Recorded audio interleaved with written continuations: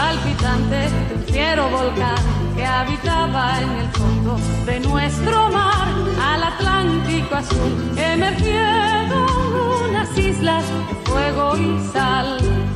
Con la Atlántida acaso, para algunos un jardín. Con un viaje en el tiempo lo podremos descubrir. Majoreros, pimbaches, gomeros y guanches, sauritas, canarios y majos son los primeros que hicieron la historia que escuchas en mi canción. Con Canarias vamos a andar para frente al mar, junto al viejo drama vivir nuestra identidad. Si el futuro quieres forjar, has de mirar atrás. Un progreso sano y feliz, la historia guiará. Al marcar el reloj sin cesante compás, sucedieron las cosas que aprenderás, y por San Borondón hallaremos 1000 delfines para jugar.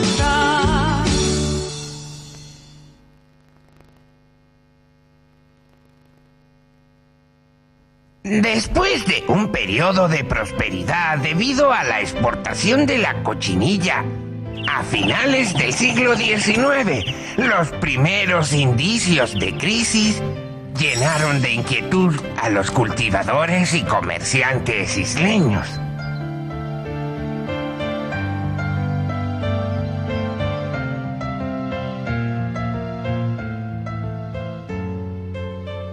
La exportación de cochinilla está descendiendo de manera alarmante y la bajada de los precios en los mercados europeos resulta ya algo insoportable. Sí, no podemos competir con los colorantes sintéticos. La cochinilla va a desaparecer.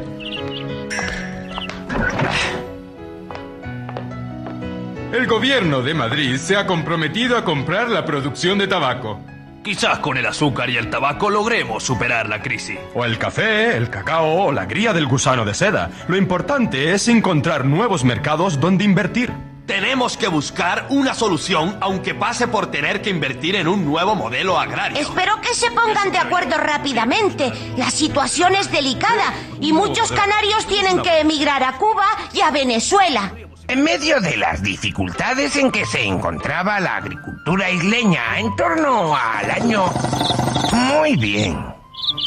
Como decía, en medio de la confusión, 3 cultivos conocidos hace años empezaron a destacar. El del plátano, el del tomate y el de la papa. La prosperidad general en Europa se notó con el consumo de nuevos artículos de lujo, entre ellos el de las frutas tropicales.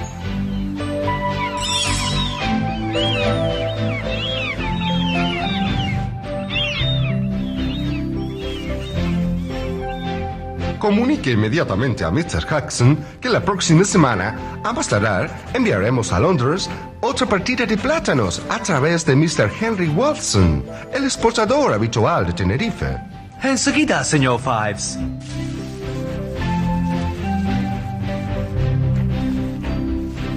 El plátano se ha convertido en el cultivo más importante de las islas, gracias sobre todo a la inversión inglesa. Tenga en cuenta, señor Lewis-Young, que la platanera es un cultivo de regadío y que necesita agua de forma regular y constante durante todo el año. Bien, entonces si no llueve, ¿qué ocurre? Pues hay que regar. Una platanera necesita unos 1500 litros de agua al año. Ya, ¿y en cuanto al terreno? Primero se remueve profundamente. Esta operación se llama sorriba. Después se nivela, abona y cava. ¿Y qué me dice de estos muros de aquí? Son para proteger los plátanos del viento. Venga, le voy a enseñar cómo se planta. Este señor tan interesado se llama Alfred Lewis Jones y está dispuesto a llenar de plátanos canarios, Liverpool y todo el norte de Inglaterra. 5 o 6 hijos de las cepas madres se plantan en hoyos de medio metro de profundidad. De cada uno nacerá una flor o bellota que contiene la piña o racimo, compuesta de entre 8 a 17 manos. Compraré las mejores tierras y financiaré a los agricultores. ¿Y el transporte? Cuento con mi flota de vapores de África. Pararán en las islas para recoger también la producción de la palma y la gomera. Se exportó a otros países europeos gracias a la elevada producción y a la cercanía de Canarias con Europa. La red comercial del plátano sirvió para la exportación del tomate y la papa. Como el plátano ocupaba las tierras del litoral norteño, se dedicaron al tomate los regadíos de las comarcas del sur y a las papas las de secano de las medianías. Las primeras semillas del tomate se importaron de Inglaterra. Estoy preparando el cantero, luego echaré una capa de estiércol y empezaré a sembrar. Después viene la sacha, que es un aporte de tierra abonada, y luego el riego a manta. Regar a manta es llenar de agua el terreno.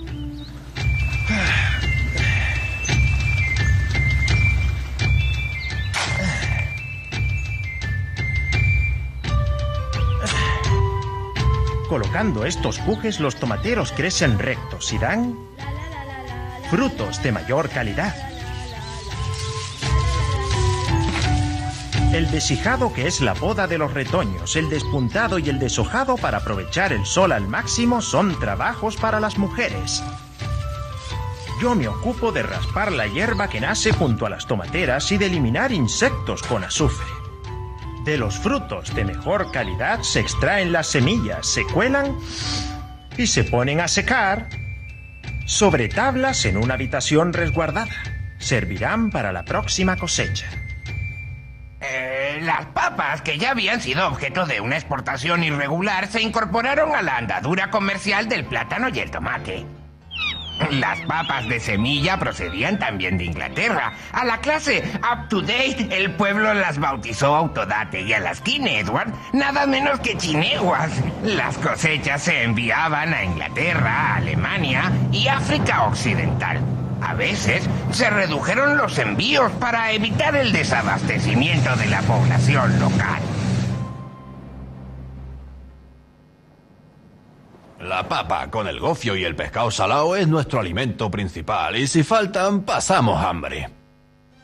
El desarrollo de la exportación no se acompañó de un cambio en la propiedad de la tierra y en las relaciones laborales. Los campesinos continuaron cobrando bajos salarios por largas jornadas, y hubo también algún que otro susto. ¿Han leído lo que pone aquí el periódico? La United Fruit Company de América va a absorber a la Elder and Fife. Esa dichosa Fruit Company domina todo el comercio de la fruta americana.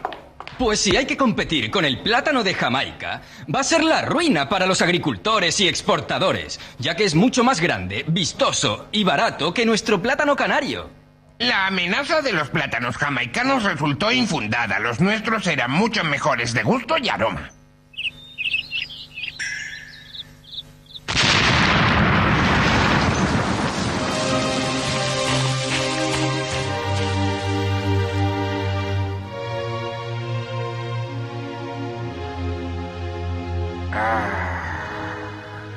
El estallido de la Primera Guerra Mundial supuso una grave crisis económica y social en el archipiélago, por la retirada de los vapores fruteros ingleses de nuestros puertos y el cierre de los mercados del norte de Europa. ¡Abandonen el barco!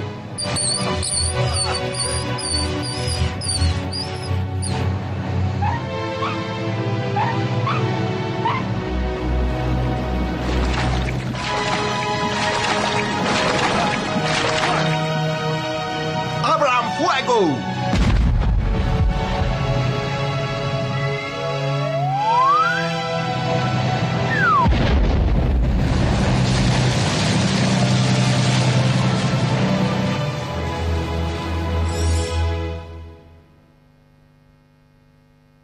Los países en guerra han restringido las importaciones. Nuestro único recurso es el mercado peninsular. Necesitamos buques españoles. Con la fundación de la naviera de Tenerife y la compra de los pequeños vapores, el Punta Naga y el Punta Teno, podremos superar la crisis de nuestras exportaciones.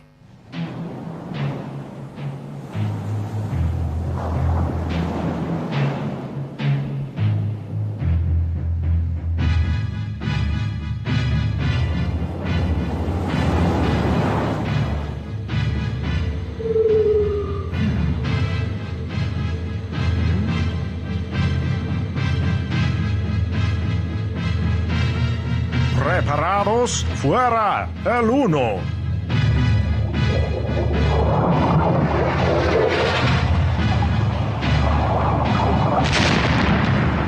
Los submarinos alemanes acabaron por atacar a todos los barcos mercantes que se dirigían a Europa, sin distinción de nacionalidad o bandera.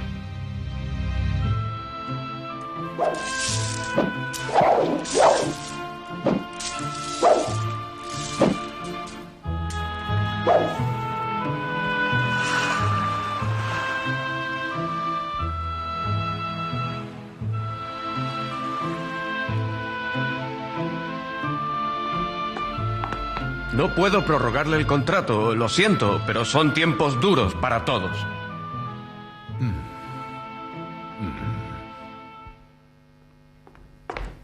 Alemania ha firmado el armisticio. La guerra se ha acabado. Es fantástico. Por fin podremos exportar nuestros plátanos sin que los submarinos alemanes los echen al fondo del mar.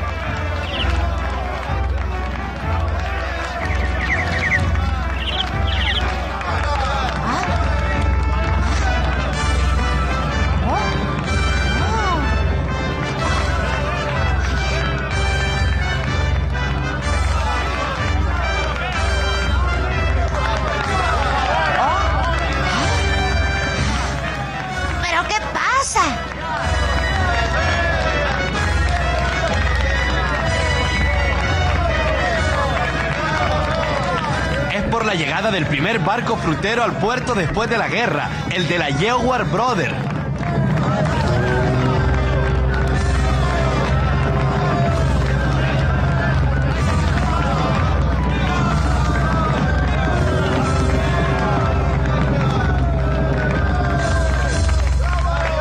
El final de la contienda determinó algunos cambios en la exportación frutera. Francia se impuso como primer país receptor y el mercado de la península adquirió por fin importancia. La crisis había terminado y una nueva etapa de prosperidad se avecinaba, pero esto ya es otra historia. ¡Hasta pronto!